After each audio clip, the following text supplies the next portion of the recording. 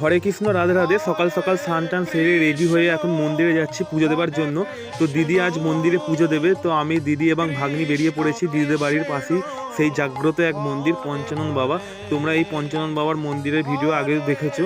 তো এখানেই আছে পঞ্চানন বাবা এবং পাশে আছে মহাদেব। তো পাড়া এবং দূর দূরান্ত থেকে অনেক দর্শনার্থী প্রতিদিন প্রতিনিয়ত ছুটে আসে তাদের মনস্কামনা পূর্ণার্থে এই বাবার কাছে, এই পঞ্চানন বাবার কাছে।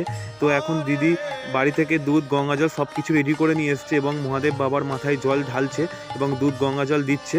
তো অলরেডি ব্রাহ্মণ মশাই পুজো পাঠ শুরু করে দিয়েছে। আর এদিকে ভাগ্নি প্রচুর দুষ্টু, বাইরে খেলা করছে। তো কোনো সময় স্থির থাকে না, সব সময় ছুটাছুটি করে খেলা করে বেড়ায়। তো বাচ্চারা একটু দুষ্টুই ভাল লাগে। তো আমার ভাগ্নিও সেই মতো করে খেলা করছে। তো এদিকে ব্রাহ্মণ মশাই অলরেডি পুষ্পাঞ্জলির মন্ত্রপাঠ শুরু করে দিয়েছে। তো পুজো আমাদের অলরেডি শেষের দিকে। তো সকলে ভালো থেকো, সুস্থ থেকো। আর সবার শেষে কিন্তু রাধে রাধে লিখতে ভুলো না বন্ধুরা। আজকে মিনি ব্লগটা এখানেই শেষ করলাম।